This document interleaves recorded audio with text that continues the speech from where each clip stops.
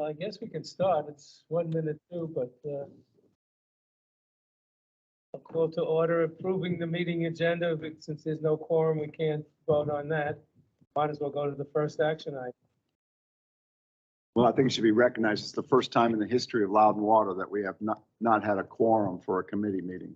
Yeah. Oh, well, I thought we were allowed to do quorum based on, oh, there has to be quorum in the room. Correctamundo. There's only one member of the committee here. But he said he'll handle it. All right, let's go. Who's first? Who's first?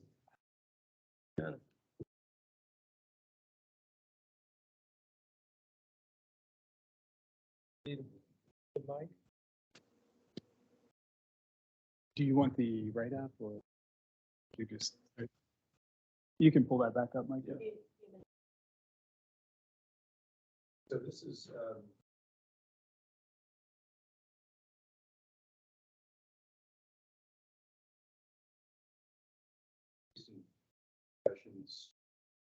session about the increase in the costs for the construction of Reservoir Park. The board indicated an interest in receiving the Two Creeks property as additional compensation for Loudon Water to spend the higher amount of money on the construction of Reservoir Park. So this is a somewhat simple amendment to the site development agreement that does two things. One is that it increases the amount that Loudon Water would be potentially obligated to spend up to $20 million for the design and the construction of Reservoir Park. And in exchange for that, adds the Two Creeks property as additional compensation and requires that Nova Parks convey that property to Loudon Water. I think the amendment was within 30 days, of the award of the construction contract.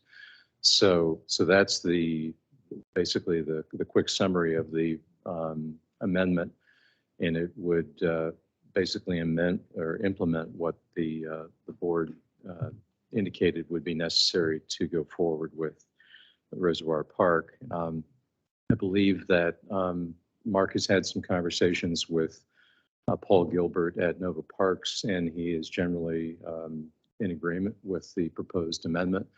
One additional provision that we did include in the amendment is that to the extent that Loudon Water does not utilize the full land area of the Two Creeks property, that there would be an easement available for public access. This is primarily in the floodplain area, so that if the mountain bikers who currently use the property want to continue to utilize those portions of the property that we won't be using, that we would make provisions for that. So that was one item that Paul particularly, I think, called out in his conversations with Mark. So that's the proposal. And again, it goes hand in glove with the construction contract for Reservoir Park. Wanted to present that to the committee so that you knew that this was available to be approved at the board meeting along with the construction contract. Does he have to get a vote of his board? My understanding is that Paul has already obtained the approval that he needs from the Nova Parks board, so that they're ready to go on that. Is Jim allowed to vote on this? Jim would not be allowed to vote on it because it would be just curious. a conflict of interest. Yeah. Well, to be clear, I elect not to vote on this. Right. You're recusing yourself from the. Yeah, you're absolutely right. There is no legal prohibition, but there is a conflict of interest issue, and Mr. Bonfils is recusing himself from the. And as I stated before, I recuse myself for any of the votes on this kind of thing. So I will continue to do that. Thank you. Thank you, Jim. So that's the presentation. I'd be happy to answer any other questions, either from the board members that are on the Teams meeting. Let me go first here. Sure.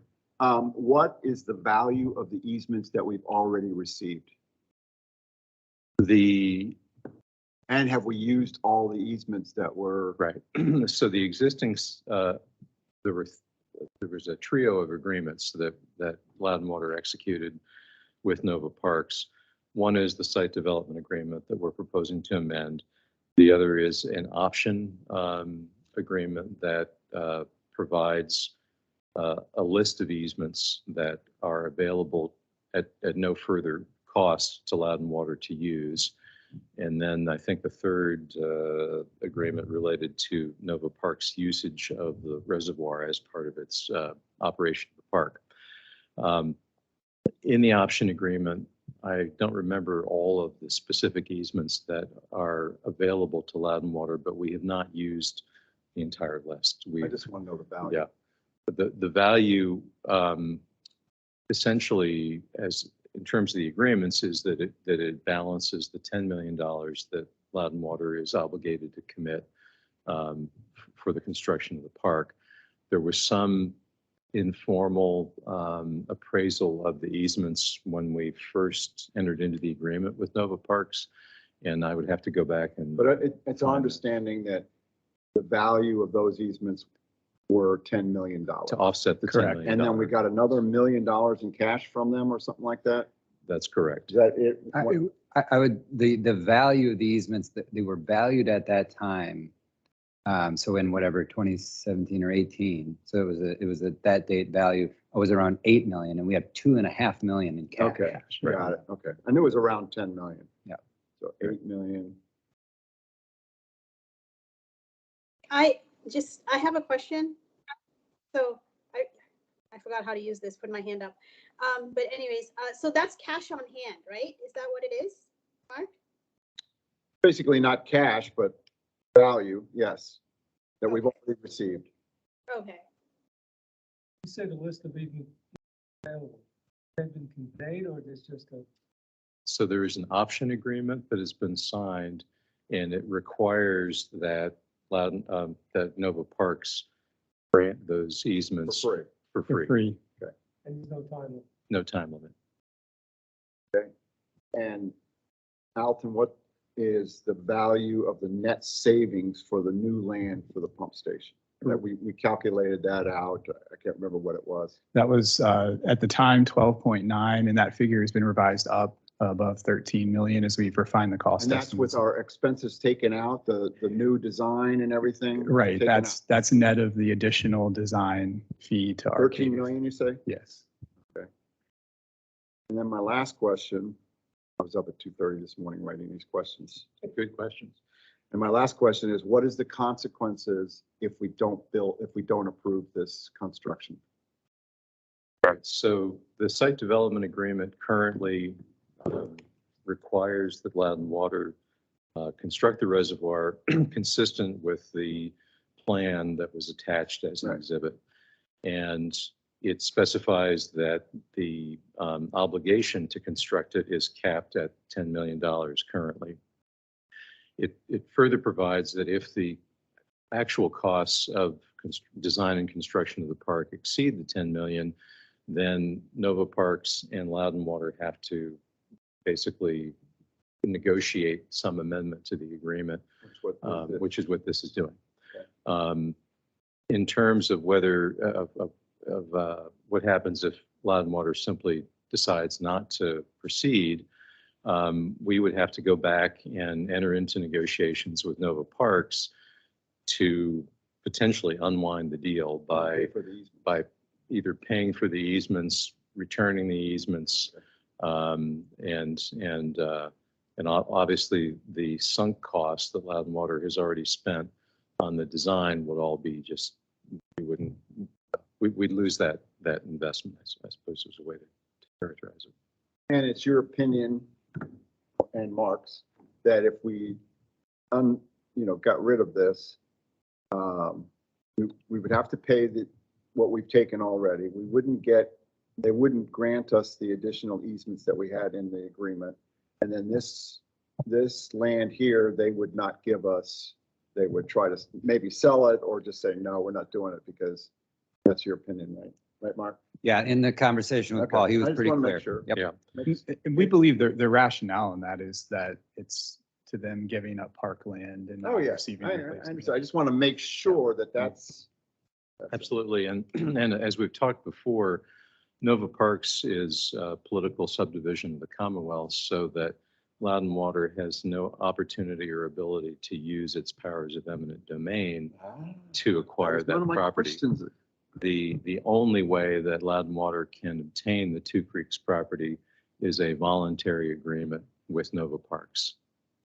See, you're leaving and you're thinking like me already. and Now you're leaving. Sorry. Is it time to introduce Amanda while I have a break here? Sure. I This is talk a lot. Sorry, Amanda. Chairman Mark Koblis and Hi, Amanda. the chair of the CIP committee. It's my dad. No, there's not that many years between. I hope not. And committee member Angeline Angeline's Sursakar on, yeah. on the Teams meeting, as well as Keith Keith Moody. Moody. Jim Bonfils is on. Jim Bonfils. And Sean. Sean. So Good morning. it's our new lawyer, if you can see. Sorry to, Morning. Good morning. a bit of an impromptu introduction, but other questions, Mr. Koblis? That was it. By the way, this is the only time in recent memory that we had no quorum for a meeting. At least I don't remember it. Well, I asked Jewel, she said none, never. Eminent domain, no way to. All right. Now, all these items I need, like I said, I need all this, the answers. There's a lot of answers there. I need that somehow in the record so the public can see it. For protection. What about, And, what about these, answering these questions, presentation to the board? You at just the said board meeting? the correct. Well, presentation doesn't show up in the documents. It has to be in the documentation itself. we'll reorganize it per your good. request. And Part of your request is inside of the agreement in recital 3, Okay. and so we'll reorganize it per your request.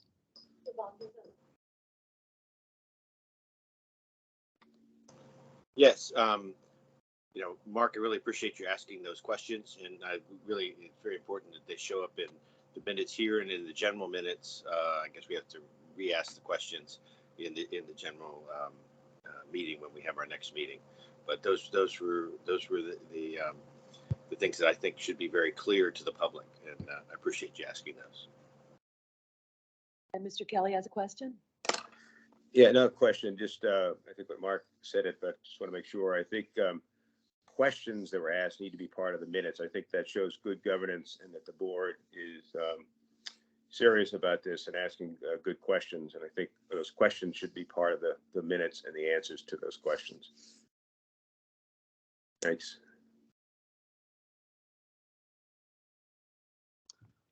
Are there any other questions? Mr. Moody has a question? Yes, it was mentioned the value of the easements were approximately, what, 8 million back in 2017 from an valuation perspective. Is it likely those easements have gone up since then? And is that anything we need to take into consideration? absolutely. Right. So the that was the value at that time, and essentially we paid the consideration in a sense for those easements by our agreement to construct the park. Nova Parks has indicated informally, I think in one of the conversations, that the way that they look at those easements today is that they've increased, and I can't remember the number that Paul mentioned. Mark, perhaps you do. Yeah, I don't remember the number, but they have been working with other entities along their corridors for those, and they've had some significant increases. All right, thank you. I just put the date on those things. Anyone else? How you feeling, Keith? You okay? Uh, Working on it. So, yeah, All right, yeah. take it easy. Yeah. Need you back.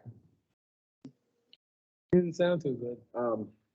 Before we go on to this next subject, Carla, you weren't here when I was talking to Jonathan, but we may want to, like in September or something like that, come up with a way that the chairman can become part of the committee to make a quorum, or the vice chairman. So I don't know whether we have to change the bylaws or what we need to do, but in a situation like this, I could have sat in Angeline, since she would have come in and we would have had a quorum. So maybe we go to 5 people, including the chairman on one, and in the finance, 5 people, including the vice chairman or something like that, so that we could have that covered. Yeah, I think the mechanism to do it would be to amend the bylaws to increase the membership on each committee. And as we were discussing, we would still need the same number, right? Because with 4-member committees, you got to have 3 for a quorum. With a 5-member committee, you still have to have 3 for a quorum, but you've got 1 more board member that can constitute that quorum. So I think it would help alleviate these sorts of situations. Yeah. So I would just make myself a member of the committee and make Terry a member of the finance committee. Yeah, and in fact, the only thing that we need to change in the bylaws is the number on each committee, and then you, since you appoint the members to each committee, you could either appoint yourself or someone else. Okay, why don't we do that for the September meeting? Okay, Yeah. we were actually going to bring proposed changes to the statement of policy anyway to the September Finance Committee. I don't know that it spells out the number on each committee, but we also talked about going in the other direction, going back to 3 members on a committee, and then you only need 2. So that was the other option we threw out there. That's right. So I'll defer to you. All right, thanks. We can give the board those Yeah, yeah, choices in a proposal. All right, The only problem I see with, and I love Mark, he's a good guy, but adding Mark to the committee or adding anybody to the committee dilutes the authority of the committee chairman. Because now you have the board chairman as a member of the committee. I would be in favor of going back to 3. Just a thought. doesn't matter, Bay. Let's just wait until September. Yeah. All right. Stefan. Yes, go ahead. Morning. So I'm here for the award of the construction contract for the Beaver Dam Reservoir Park project. I want to start off with some of the park elements. I know everyone's familiar, but I'll quickly jump through these. So the construction of the park includes the entry drive and parking lot. From there, we have our welcome center and restroom buildings. We're also going to be constructing 4 pavilions. The 2 nearest to the parking lot are going to be our large pavilions, whereas the 2 down by the reservoir are going to be our smaller pavilions. We're also going to be constructing a boat rental area with a waterfront pier that extends out to the reservoir. Crew facility building with our 2 floating docks and our John boat dock. Now on the north and south end of this main arc, we're going to have a pier and a bridge that extends across that little finger of the reservoir. And then additionally, a maintenance building along Alfred Road for Nova Parks' use. In addition to that, we're also going to have trails and paths throughout the park of different materials, and then a decent amount of plantings and bioretention basins throughout the project. So that was just a high-level overview. I then quickly wanted to jump through the bid structure. So when we bid this project out, we required the contractors to provide bids based off of these 21 different line items. And this was just to get a little more cost transparency when we opened up bids, give us a little more information. In addition to that, we did ask for 4 bid deducts to be included in the contractor's bid. Those 4 items are shown here. And a lot of these stemmed from our Water Resource Committee meetings. So that's just how we got the bids in. Looking at the current bid results, we advertised this project in May of this year and opened bids in early June. The low bidder was Meridian Construction at just under $17 million. Was the bids public before and that everybody knew what the bids were? Yes. Okay. Why did FHP add $5 million to their fee? Did you talk to them? And So ask them? I was able to actually quickly get a hold of them. Our procurement department reached out to them, and hopefully we'll get a little better response. just curious. Yeah, they said a couple things: site work, material escalation, their GCU fees went up, but that's all I got out of them this morning. So And Meridian, we've worked with them before. I don't believe we have, Okay. not to my knowledge. I think we recognize, you probably have it on a future slide, but I think they've recently done some work for Loudoun County, Yeah, Fairfax County. Yeah, I have that. Okay. Previous bid, Meridian's previous bid. The low bid the previously previous low. was 16, just under $16.4 million. And I wanted to point out as well, Meridian was pretty solid in their original bid, and then this subsequent bid differed by just $200,000. What's our deadline on accepting their bid? 60 days. Oh, 60 days. Looking a little bit further at Meridian's bid, so I mentioned we have that base bid of 16, just under $17 million. The 4 bid alternates listed there are currently included in the base bid. So if we decide to move forward with any of the removals, that would deduct from that $16.9 million number. As you can see, the 4 items only totaled just over $100,000. Based off discussions with our consultant and internally, staff is recommending that we don't remove any of these items from the project. We think the value they add is worth the cost that's shown here. No, that's 16.9 includes all those items. Okay. Yep. I just can't believe that a $17 million project, we could only have $100,000 worth of bid alternates. Crazy.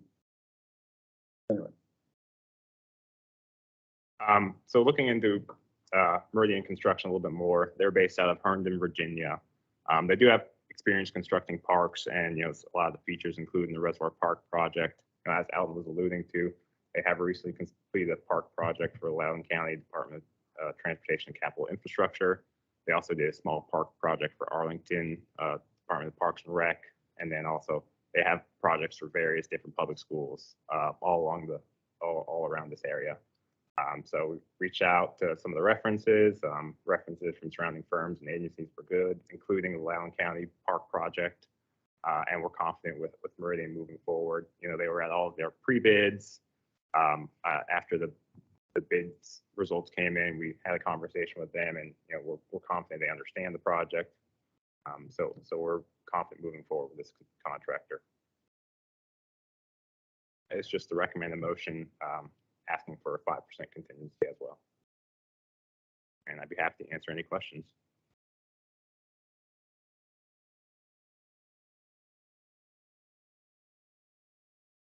Are there any questions? We've beaten this one to death, huh? Yes, I think, I think so. All right, next presentation. Yes, I like next. this. No voting, nothing. Before Sam gets started, I just wanted to say a few words of introduction for Sam Flores here giving this presentation for CA Services. So Sam's been with us since last fall. Sam came to us from Hazen, where he spent 5 years. He's been in the industry, exclusively in the water wastewater industry for about 17 years. And, recently with Hazen, he was leading the CA Services for the interim biosolids over at Broad Run. So he's been a great addition to the team. He's really hit the ground running, and he helped us close out the Goose Creek Emergency Connection Pipeline project. And he's jumped right into the Milestone Reservoir project along with Savita, and it's been a great addition to the team. So hand it over to Sam. Thanks, Alton. Morning, everyone. I look forward to contributing to the success of our program. I'm here to seek approval for a design services contract amendment for CA Services on the Reservoir Park project. I wanted to quickly revisit this slide to sort of highlight a few of the elements that sort of make this project a little different than the typical infrastructure project we typically engage in. Part of it is there's a good amount of maritime construction at the waterfront on the shore of the reservoir. And that includes, several structures such as floating docks, piers. There's a bridge spanning the east and western shores of the reservoir. And top of that, there's a lot of planting, landscaping, bioretention areas that are truly sensitive environmental features with all their associated regulatory requirements for reporting and whatnot. So just sort of highlighting some of the work that's sort of atypical to the type of project that we typically construct. And that sort of specialized work sort of leads one of our key drivers here for seeking out the vast consultant expertise in designing and constructing these projects. This table sort of highlights and breaks down all the members of the design team that are also included in the CA services amendment here, and how the fee is distributed amongst all the team members. That's all not to exceed to be billed on a time and material basis. And it also, serves to acknowledge that, 2023 will come with increased construction activity. Sort of having that depth of expertise available to us is really going to help provide some flexibility to supplement our in-house resources as we go. And obviously, one of the key mission here, there's construction around one of our critical water resources, and preserving and protecting is sort of one of the sort of heightened criticality factors on these efforts.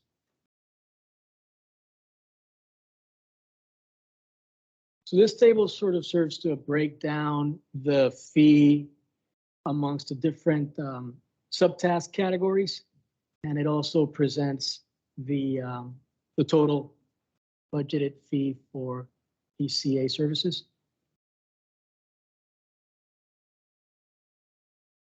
And then we thought we'd highlight some additional benefits here. I think a lot of this has already sort of been alluded to in the prior presentations, but sort of having that flexibility to supplement our staff, really being able to deal and comply with all the reporting requirements for permitting and regulatory inspection of wetlands. And then having, the capacity to mitigate potential cost impacts and delays associated with supply chain challenges, and really having that enhanced focus on public safety, given, this is going to be for the families of our ratepayers to eventually use. It's a little different approach than we usually take for our own infrastructure projects, in that, we want to make sure that focus on public safety is present throughout construction efforts. And with that, I bring the recommended motion before you. The total, including 5% contingency for the CA services contract amendment, will be $679,000. I'll be happy to take any questions. Before, but I'm just curious, you showed $50,000 for materials testing. What kind of materials testing? So there is a little bit of concrete construction, a little bit of soils and compaction testing that we will want to do for just a typical. I would venture that we have a lot of bioretention type facilities as stormwater mitigation on this project. So I believe there's a fair amount of testing associated with those basins and the waterfront structures, testing for those as well. Subgrade evaluation. That sort of. Are there any questions? You certainly can't vote on it. I have Boku questions. Go ahead. Go back to the part where gives the costs. Here, that's good. First of all, submittal review, 18 weeks of submittal review. I don't believe it. That's ludicrous. 18 weeks. That's $200 an hour divided by 143,000 in 18 weeks. Submittals on this, there isn't one thing that is a really difficult submittal. There's just no way. So there's a fair amount of sort of more exotic materials, wood construction. We averaged it out to be about 2 hours per submittal with the assumption of a total quantity of submittals being 200 for the overall effort of construction. To me, it's a pretty solid assumption and sort of a little bit lower on average than what we usually see for our infrastructure projects for sure, especially considering no testing, functional testing, that sort of deal. But You can say what you want. I think you're full. This thing is not that hard a project. I mean, I just can't believe it. So I'd like some kind of breakdown, especially what Nelson is getting for $350,000. What are they doing when they have all these consultants that are doing other things? I'm just curious. I've had this discussion with Brian. I just want to make sure we're on top of it because this is not our bailiwick here that we do. If it's pipes, it's different, but this is just little houses. Nothing special on this project. Anyway. It is an appropriate question, Mr. Koblis, and I don't need to answer it today. I'm going to bring it up when we vote on it. So it'd be nice to have that in our presentation. I'd ask them what's going on. RFIs, 96,000. That's just a lot of money for a park. Certainly. Nothing technical in this here at all, except for some, like you said, a little bit of testing here and there.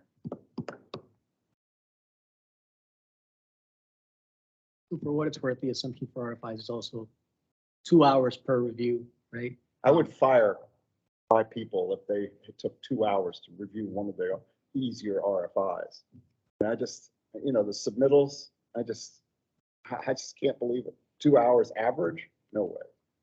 But anyway, that's my opinion. I know what they say about opinions.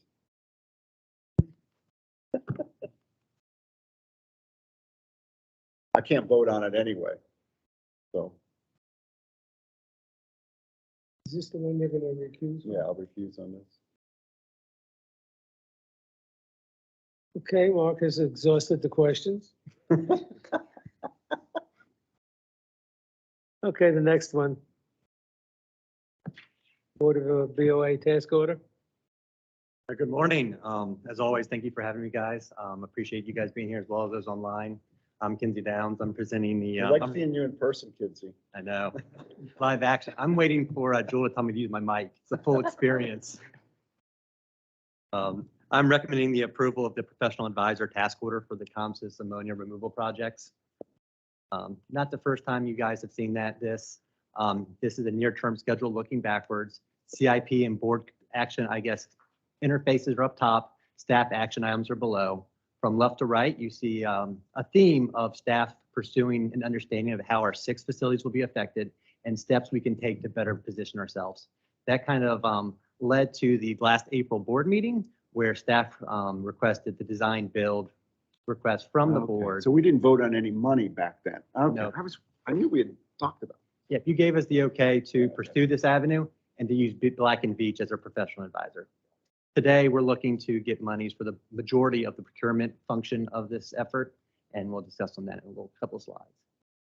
Continually looking back to kind of build the path here for us, the project scope is for only 3 of our 6 facilities. It's Elijah Heights up on Potomac, Waterford, and St. Louis. These are clumped together because of regulatory requirements and similar size and scope. Waterford and St. Louis require new facilities. And of course, progressive design build is preferred. It bundles and optimizes our resources, including Loudon Water staff resources. It leverages similar scopes and schedules, and we get project consistency in design and construction.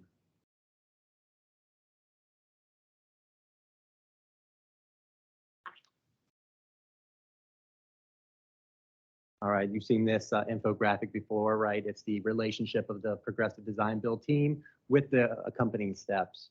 The owner is contracted with the design builder, who is one entity, though there is a squiggle there as a puzzle piece relationship. And the owner is also contracted with the advisor. The advisor has no formal connection with the design build firm. However, we need to have, I guess, good resources across all avenues. So we look to have a good fit with the people we select. The use of an advisor is required by VPPA, and it's specifically required for the items highlighted in the red box. And that includes implementation of the plan, RFQ process shortlist, RFP processes, and interview and selection. Go with design builders. What is progressive design? It's included in the umbrella where I think it allows us to work with that entity and to work for that GMP. So it's a flavor, That's same design flavor. builder. It's the same flavor, it's like Seymour. It's the same umbrella, little increase, just slightly different. No, having a professional advisor, there are benefits to Loud and Water. It improves understanding of the process and reinforces our understanding. It guides Loud and Water through that selection process. It assists Loud and Water in contract development, and they're able to generate interest in the industry so we get the best responses to the process. All right, here's our CIP snapshot. This is under COM 60. The 10-year CIP included $18.8 million. This is for all 6 sites. So keep in mind, recently we decided to move 3 forward and push the other 3 back. Future CIP sheets will reflect that. Currently, under this project, we spent about $360,000 to date, and that's those efforts I highlighted earlier, right? The ammonia evaluation, as well as selection of the best delivery method.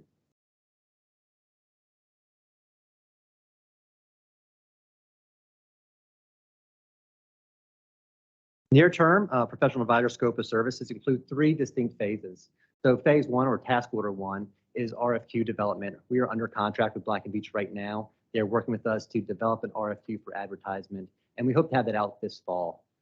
Task order 2 is the bulk of those highlighted boxes I showed a couple slides ago, but it starts with reviewing the statement of quals from the RFQ solicitation up through the evaluation and the interviews with the firms. And then finally, under development, and not advanced very far just yet, but we would probably include them in contract development. Just for a reminder, we are here for task order 2 today.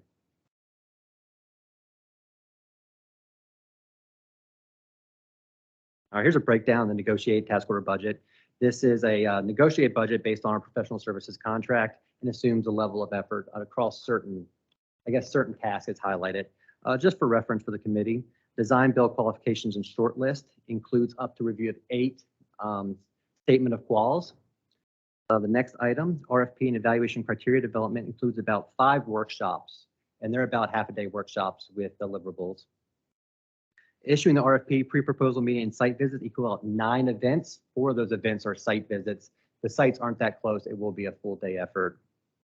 And then finally, the design build team interview selection negotiation. We're carrying efforts for about 4 firms to go through that process. That leads to our total. We are requesting a 5% contingency for the total highlight below of $168,861. Any questions on this slide?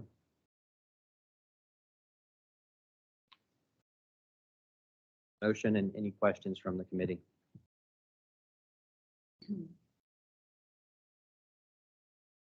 Just to elaborate a little bit on question about what progressive design build is. There are different ways of doing design build. There's the sort of classic where you simply do an RFP for a combination of firms to handle it, the entire suite of services to design and build it. And that's usually a cost-based determination where you ask for bids to do a particular project. Progressive design build, as Kinsey said, is really a qualifications-based selection where Loud and Water selects a team, a design build team, without specifying the total price of the project, and determines who's going to be the best team to do it, and then works collaboratively with that team to come up with design of the project and ultimately what the price will be. I think, is that your understanding? I just wanted to kind of elaborate a little bit. Okay, thanks. Because I was wondering. Black & Veatch then excluded from being on the design build team?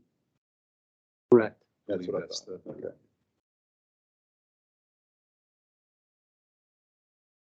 Well, we hear silence. Any questions? I'd love to have a vote, but we can't have a vote, so on to the next item. Approve the professional design services Contract amendment for Milestone Reservoir. Hi, good morning. I'm not Savita. Savita, unfortunately, was unable to join us today. She recently had to go, underwent emergency gallbladder surgery, had a few complications, but everything seems to have turned out fine, and she's continuing to recover, and she regrets not being able to be here today. So, but I'm going to try to go through the presentation today and do my best. We've had some good presentations this morning, so the pressure's on, I guess, here for me. But hopefully I can do a good job here and then answer any questions that you guys may have on this. So today's item is a request for the board's approval for a contract amendment for Arcadis. That's the design firm for the Milestone Reservoir project. The amendment is to provide additional budget so that the design of the pump station and the facilities can be finished at the new location, the Two Creeks Trail area. And before we get into that discussion, I'm going to travel back in time here a bit to provide you a little context for the contract with Arcadis. It was in 2014 when we were ready to get started on the design of the quarry project. And we advertised an RFP for the engineering services at that time. In response, we received proposals. We went through our typical review and evaluation process. And in 2015, staff brought forward to the board, and the board approved this contract for the design services with Arcadis. So I want to just point out that a lot of the work we bring forward for engineering services is usually under task orders. But in this case, this is a contract, a direct project specific contract that we have with Arcadis. This work is not being done under a BOA. So here's a little bit of those details of the contract that we did in 2015. It was awarded to Arcadis, and it was for the services all the way up through bid phase, as we would often do with our design phase services. And the team is Arcadis, as the lead, and then with them some subs that they have, the geotechnical firm Schnabel playing a huge role in this project at the quarry, urban engineers and Dewberry engineers, and there were a couple very small minor subcontracts with Clemson University and some water quality modeling to be done. And this is a breakdown of how the design fees were presented to the board and then approved. Back in 2015, there was a total fee of $6.4 million that was approved, and a 5% contingency of $323,000.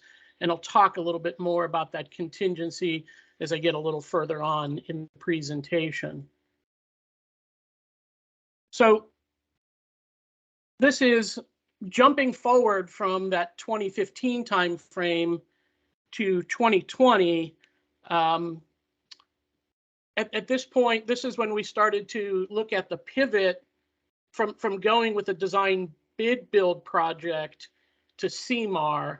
And I guess I should say that in this time frame, right before this, in around 2019, the design that had started in 2015 had progressed to about 60%. We had received a 60% design and done some workshops with that and a technical advisory panel. And it was coming out of that we had some questions on how to really finish this project.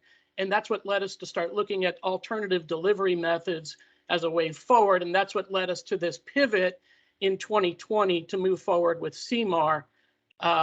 At this time in 2019, at the 60% kind of progress, that I'll show on one of the following slides what the budget was that had been spent sort of at that time as we made this turn. But the point here is that as we went to make this pivot to CMAR and we expanded the team now by bringing Clark Construction in and all its subs, and I believe everybody that's here on the board was part of the presentations that we did in 2020 and even the approvals that we did in 2021 to award to Clark and so forth, and to Black & Veatch as the professional advisor. And just wanted to point out that through all of that, we continued to use Arcadis and move forward with them as the design firm. As a matter of fact, that was one of the main reasons of moving forward with the CMAR, was that it allowed us to keep our relationship with Arcadis and continue to value the investment that we had already made in them through the original contract and the design up until the 2019 timeframe. This is just a timeline that kind of reiterates some of those that I was just talking about. Here's the 2019 with the 60% design complete and the steps we went through for the pre-procurement and procurement for the CMAR process. And it was late in 2021 where the board approved Clark as our CMAR. And then we've continued since then with the design, and we're sort of here in the process, sort of somewhat early on still in the design to get us to the beginning of construction. So what we're actually talking about today, the amendment to this contract, will get us out to this time frame here, roughly the end of 2023, which would be the wrapping up of all of the design and then moving forward with the construction. So, I'll walk through this. This is sort of the budget and the fee summary for the original contract and the allocations that we've made along the way. So here we are again in 2015, the board authorized the $6.4 million for the design for Arcadis. And at the end of that 60% design in 2019, we had spent about $4.2 million on the project, and that's about 65% of this initial budget. And then at that time, we still had about $2.2 million remaining. And then as we started to move into that analysis for the procurement and the procurement process, as I mentioned, it was key for us to keep Arcadis and their sub Schnabel and Urban involved in the project for us. So we made some reallocations of this $2 million for Arcadis to be involved in the CMAR procurement phase. And then with the Clark being brought on board, basically the sort of CMAR pre-design phase. And a lot of what this was these analyses of the different alternatives with the contractor on site. Ultimately, this is what led us to bringing Clark on board, and then the analysis of the benefits of the Two Creek parcel. So Arcadis was continuing to support us and do the primary analysis of all of that with input from the entire team. We then basically, as we saw that the Two Creeks parcel was of the best value of moving forward for us, we reallocated some funds to cover additional geotechnical studies that are needed for the new site and the reconfiguration of the tunnels and so forth for the actual quarry. And then we actually got some additional funds to start on the preliminary engineering of what this new facility would look like. And that's the phase that we are in right now. As a matter of fact, both the geotech and the preliminary engineering are kind of underway as we speak. So we reallocated about $1.9 million out of the 2.2, leaving us sort of with this balance. And then this final ask here then is to provide an additional money to cover the final design of the facility, which again would take us all the way up to the construction phase. And the cost of that is here on the right, but with the remaining balance still on the budget, then this is what the ask is down here for the additional funds that are needed, about $5.2 million. I mentioned that there was a contingency authorized early in 2015, and that contingency has not been used or touched. And so we were just proposing here is that with the reauthorization of these, or with the authorization of these additional funds, we would just continue to carry forward the $322,000 contingency for the project.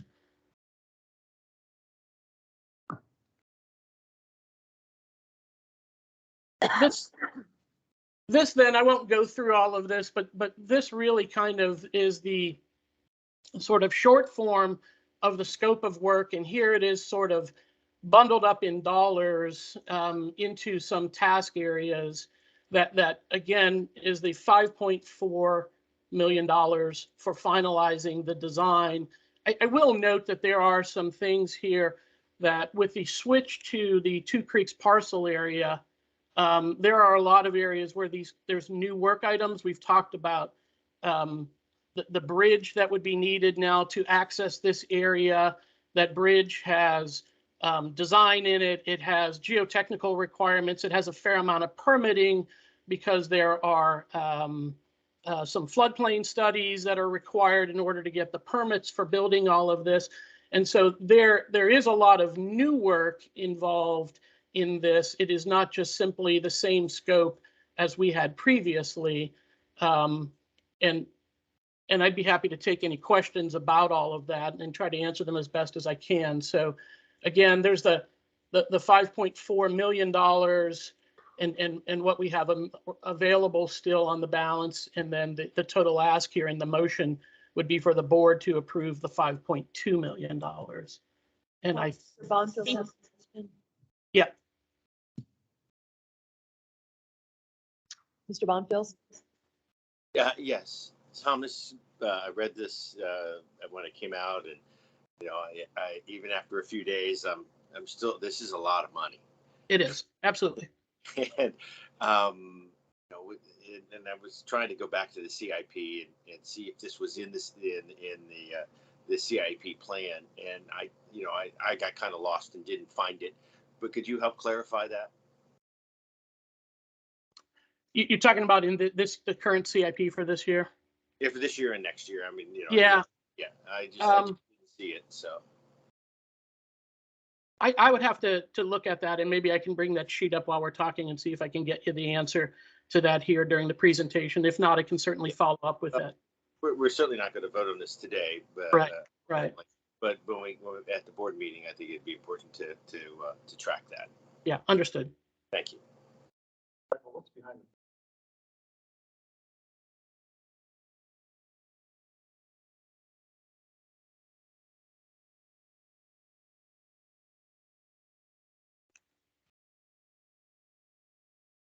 I'll jump then forward, and this would be the schedule for the spending of the engineering services. The design services would take us through where we are now here, sort of in the middle of 2022, and again, as we said, would get us through the end of next year when we anticipate construction of the facilities to start. Now, you know, as we've talked a little bit about this CMAR process, because we already have the contractor on board, there is the possibility that there may be identified some what are referred to as early work packages, where it's determined that there is some construction that may be able to take place earlier. Usually it might be that there's enough known about certain site areas or maybe some utility work or so forth, and that can get started while the design continues for the overall project. There is some time and budget in this work for the engineer to participate in those. I think there's about $250,000 budgeted in case those things come up in 2023. And the team is tracking some of these early work packages, but we really haven't identified yet exactly which ones they might be, or when Clark might want to get started on some of these. So those are some of the things I was mentioning, that there are some new scope services in this going forward that wouldn't have been part of the original project as we were envisioning that as a design bid build project. So, but generally speaking, this gets us out to 2023 as a spending, and there would be the recommended motion would be for the $5.2 million. So.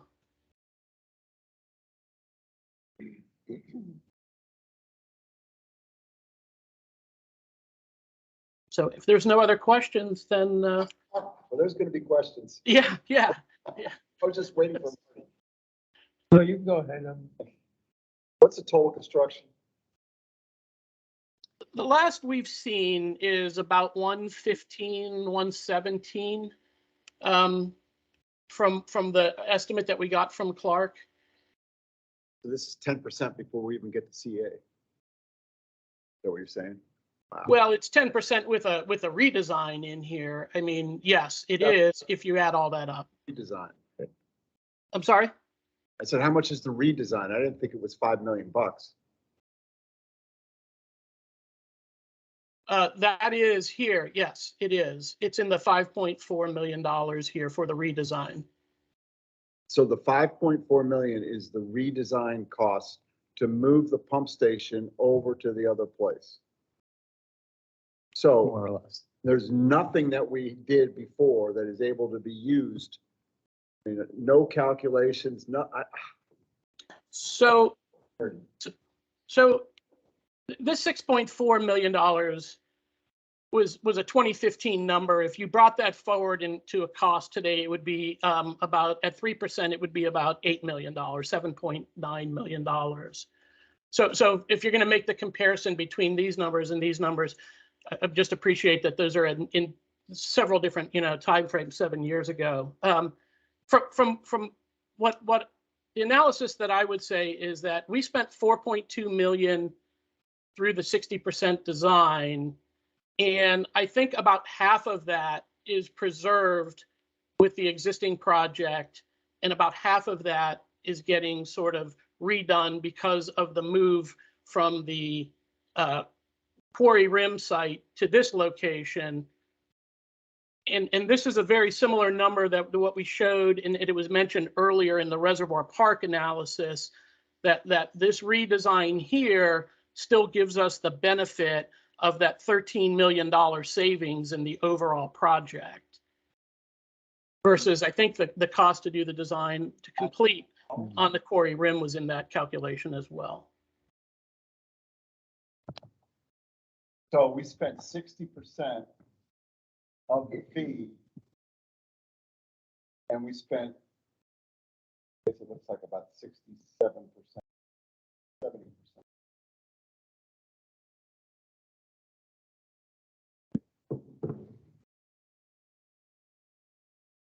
I think we just covered it, but I'm not clear.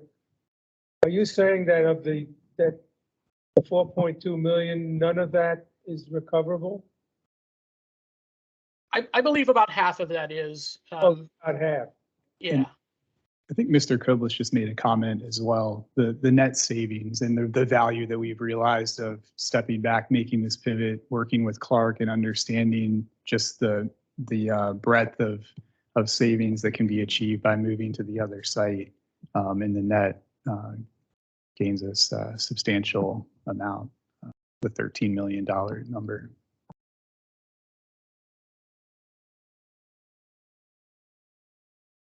Are there any other questions? You guys are comfortable with 10% fee on this thing? Fine. Not even including. So the 10% includes the redesign, right? What they're saying, $4 million, you're saying is almost thrown in the trash. I believe what Tom was saying was about half of that was recoverable. Yeah. I mean, 10% sounds high, but Now it includes the another $2 redesign. million less Yeah. than that. That's just money.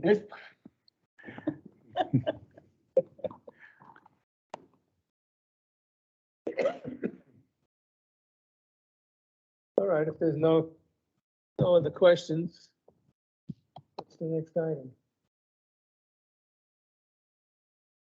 Reservoir pump station architecture? Yes. No, milestone.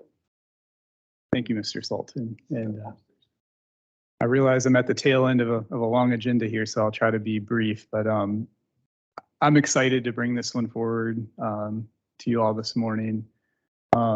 Really just have three key goals here. I want to revisit, as Tom kind of pointed out, quite a bit of time has elapsed through this project, and it was actually 4 years ago now that we were before the committee and the board in the summer of 2018 to make an architectural selection. So I want to revisit that briefly. And then quickly cover some of the updated project conditions that have influenced evolution of the building footprint and the shape and the massing of the structure. And then I want to kind of showcase some of the early renderings that we've developed that draw upon the architecture that the board had great input on for Trap Rock and for the program. Today, really want to build consensus, obtain your feedback.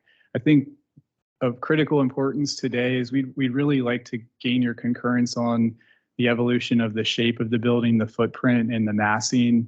As we go away for the summer recess, we really look to continue advancing the design and would really like to solidify that aspect of it today.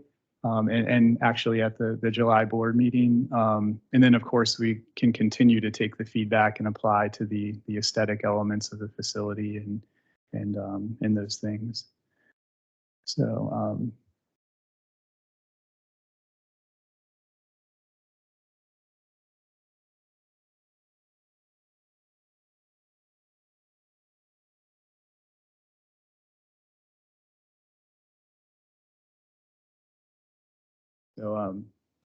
moving along.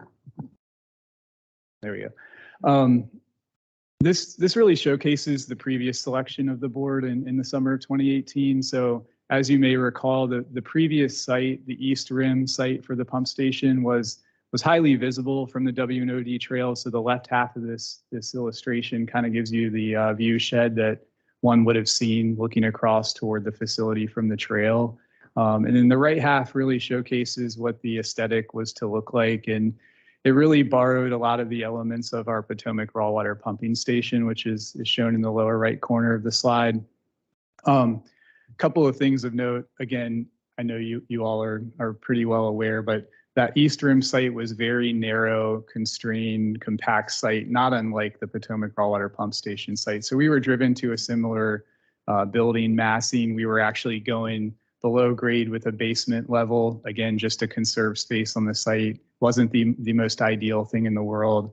We were really forced to place the building on top of the pump shaft, the deep shaft for the quarry tunnels. Again, this was not an ideal arrangement, but really heavily influenced the shape and the function of the building and the A-frame roof and so forth. Also, some of those A-frame elements and that you see in the Potomac raw water pump station, again, that site was adjacent to the River Creek residential community. And so that was, I believe, a bit of a driving factor there with the aesthetic. So again, the updated project conditions and considerations, really just one slide here to highlight as we've selected this alternate site for a number of beneficial reasons. We've been afforded a much more spacious site. We're able to spread the footprint out of this facility, avoid going into a basement level and the expensive rock excavation. We've been able to move the facility off of the pump shaft. So that offers schedule advantages during construction where we can be performing activities in parallel. And just many O&M advantages to this new shape and form of the facility. We pause there for a moment. Yeah, where it says W&OD Trail, that is the area that we would possibly give back to them to use. Is that what we're talking about? Yeah, so more or less, Okay. the creek areas along the Two Creeks property are in floodplain, and so there's great opportunity there to take advantage of that. And what is the future facilities for? This future facilities, what is that for? That's just sort of illustrating leftover area, buildable area on the site. What that, would we use it for? Potentially storage, potentially future chemical additions that might be warranted, things of that nature. Do you need a permit for doing any of this? Yeah, need to give a site plan. I think Is it approved for provision permit. approved for what we're doing, so we don't have to go through a long process of? It is. Yes. It is a by Industrial? right. It is a by right right. use, as Yeah. Jonathan Oh, said. We'll okay, still have to go okay. through site plan, but Okay, yes. Any additional questions? All right, so now the exciting part with the update. I wanted to highlight, I'm not sure if all of the newer board members were aware, but there was great input by the board back in the 2012 timeframe on the architecture of the program, in particular of the Trap Rock facility. And that ultimately resulted in an award for the facility. So around the time of startup, we were awarded the Design Excellence Signatures of Loudon Award for the Trap Rock facility. So we've really tried to keep that in the forefront of our minds and really try to draw upon the elements of the program, which are really highlighted here. Some of the really pleasing elements, the Trap Rock admin building, and there, the lower part of the slide, you can see the electrical and finished water pump station facility, and up at the top, another shot of the admin building in the Potomac raw water pump station. So use of stone and cohesive elements across all of the facilities. And so really taking just a bit closer look at the elements, what are they? So we've used, a lot of windows and openings to bring natural light into these facilities, a lot of stone feature walls, water tables and screening walls of stone. We've brought in colored glass and these patterned metal panels and textured metal panels throughout the facility. So these are some of the signature elements that the board was integral in helping us develop. And so really, we brought forward 3 early concepts today. So again, the massing and the shape of the facility, the footprint has certainly evolved as we've thought about, the ideal arrangement on this new site. And so the 3 options that I'm going to share are going to look similar in terms of shape and footprint. But this concept A really brings together these multicolored metal panels that you see at Trap Rock, some sort of columns of glass and light into the facility, and of course those signature stone feature walls throughout the facility. You can see in the north elevation image, we have sort of the Loudon Water sign and pump station, logo there. And that's something else that we can look at on the south elevation. We could certainly add the water drop logo and do some things on that south elevation stone feature wall. So which points to the trail? The south elevation and the east elevation point toward the trail from the most visible vantage points. And at the very end here, after I share concepts B and C, I do have a slide that showcases the vantage points for the facility. So we think this one is a strong option to work with. Well,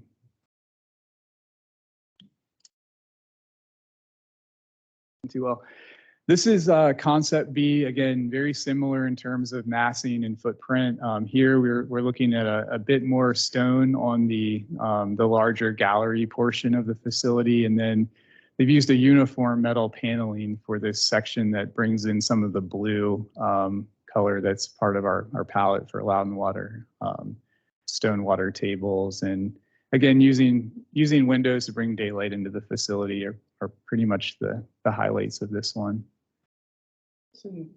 What's in each of those? The top view. Sure, great question. What's in each of those buildings? So the taller portion here is the gallery that faces toward the Milestone Reservoir, and that's where you'll have your check valves and meters and sleeve valves. So your pipe gallery, and then that blue section there, the smaller portion is your mechanical and equipment rooms and storage and so forth.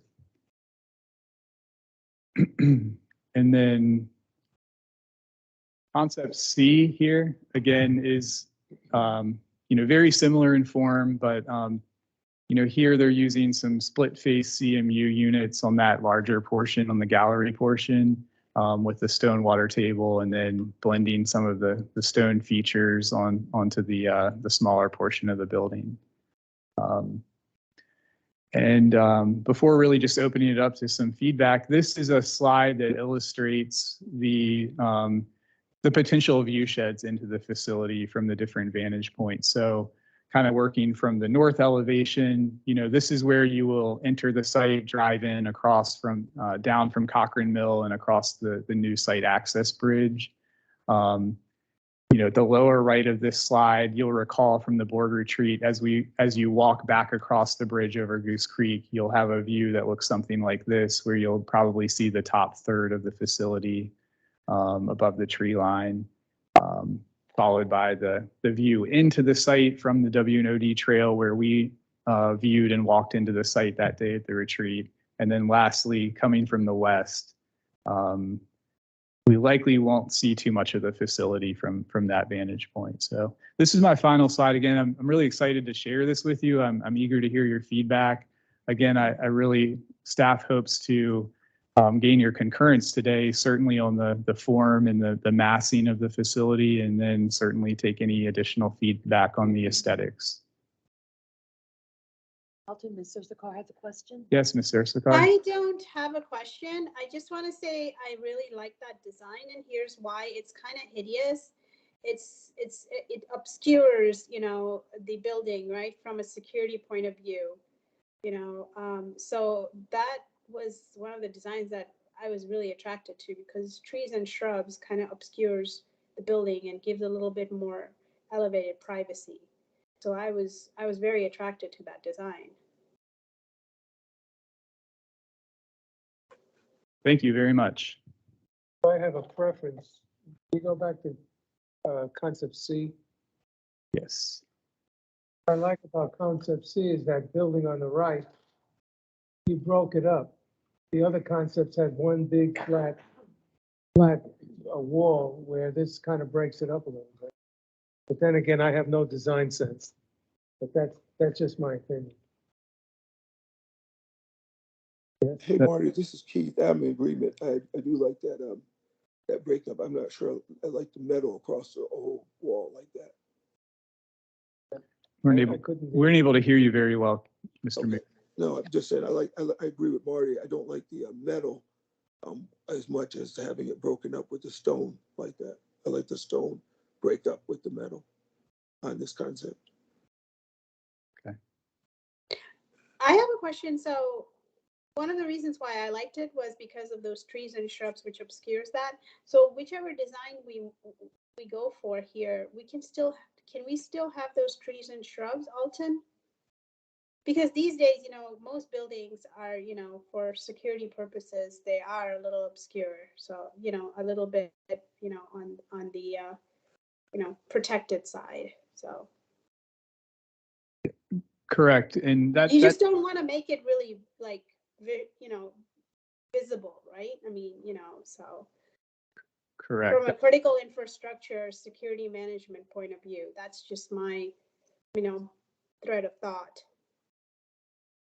Correct. And that is our intent, is to maintain the screening of the facility. And there's quite a bit of evergreen vegetation there in the existing site. So certainly the security elements are important to us. Yeah, back in the day, that wasn't a concern, but, with so many, ongoing threats to the United States, I mean, we have to protect our critical infrastructure. So, and in a way that, it's aesthetically pleasing, but at the same time, it's not inconspicuous. Yeah. That's all I had to say, folks. Thanks. Thank you very much. I got to see reviews of that. But I like C also. Okay. Maybe can we make the back little part the blue color, but just to get some blue into the color? That part that's currently colored gray there? Yeah. I mean, just an idea. I don't know. It may not look good. I'm like Marty. I don't have design color sense, but I like blue. I'm partially colorblind, so that's. And so I'm hearing, it sounds there's a general consensus, at least today, that the board is pleased with, or the committee is pleased with the shape and the massing.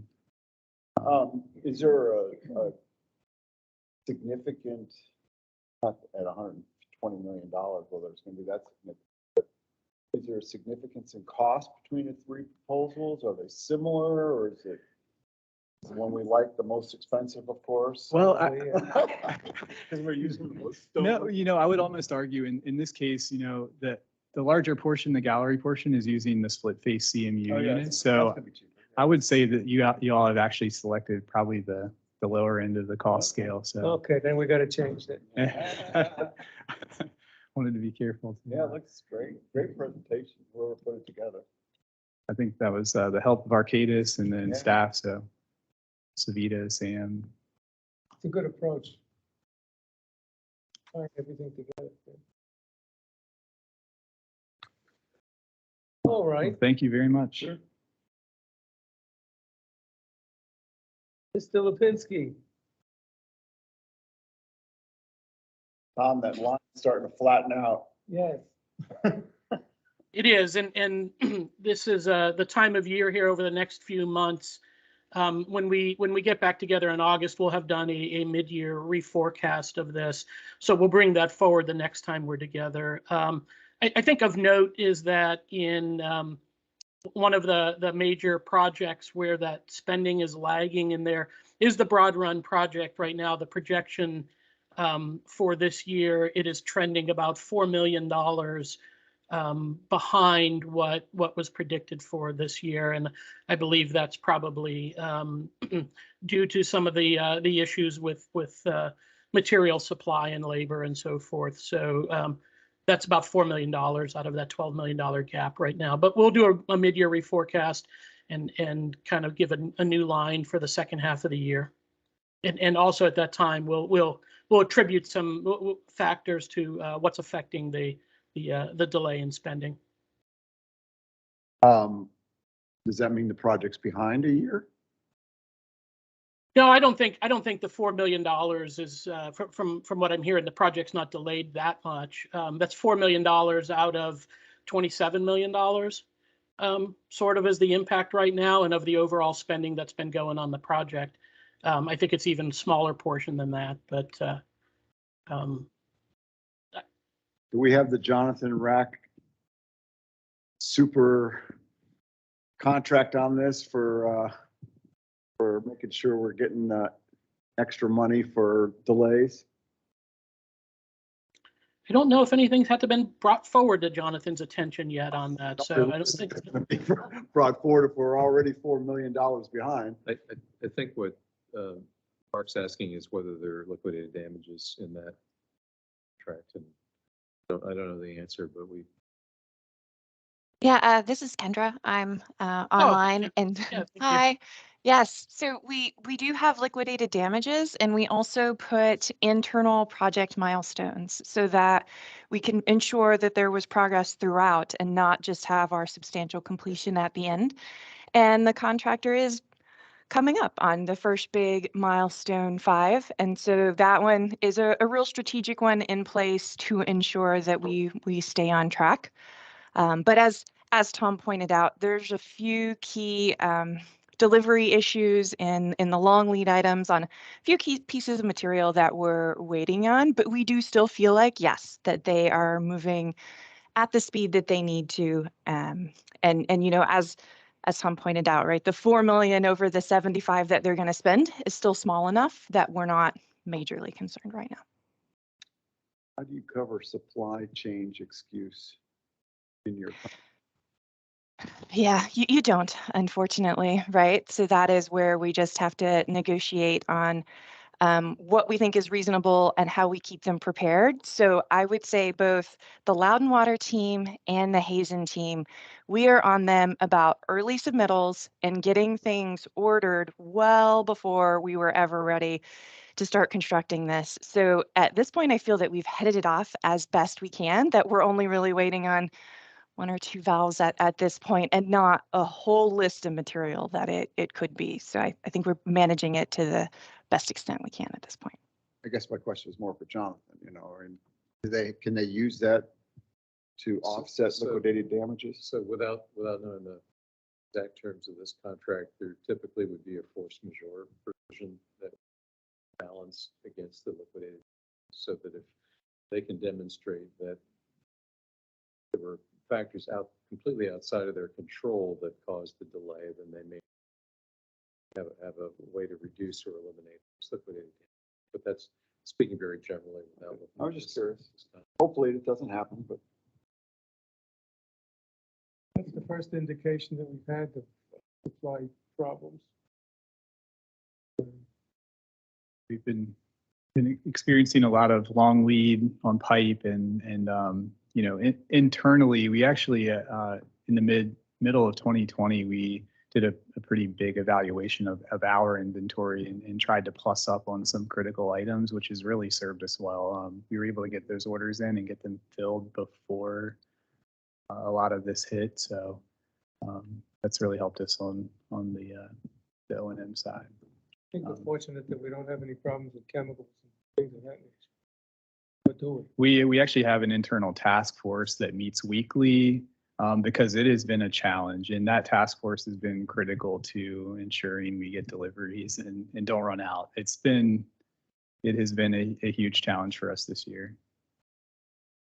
Yeah, so we've had to increase on-site storage and even get creative in how we're storing it to ensure that we've got enough to accommodate for when the chemical delivery slip or drivers, and in terms of just material shortage, driver shortages are also something that we're trying to account for. Okay. I think that's That's a really good contingency plan there. I really like that because of inflation as well, and it's only going to get higher. Good on you, Kendra. Thank you so much. Any other questions or thoughts or? Well, I guess we could vote to be out of, to adjourn. You can't vote to adjourn. That's the one motion. Can't vote to adjourn. We can. I love it. What do you think, buddy? Okay. I move that we adjourn. Do we vote to adjourn? I move we adjourn. We're the only one that can vote. Oh, okay, let's adjourn. Oh, gee. This is a weird meeting. Marty can do it. All right, everybody. I know. Thanks, everyone. See you guys. Great presentations. Thank you.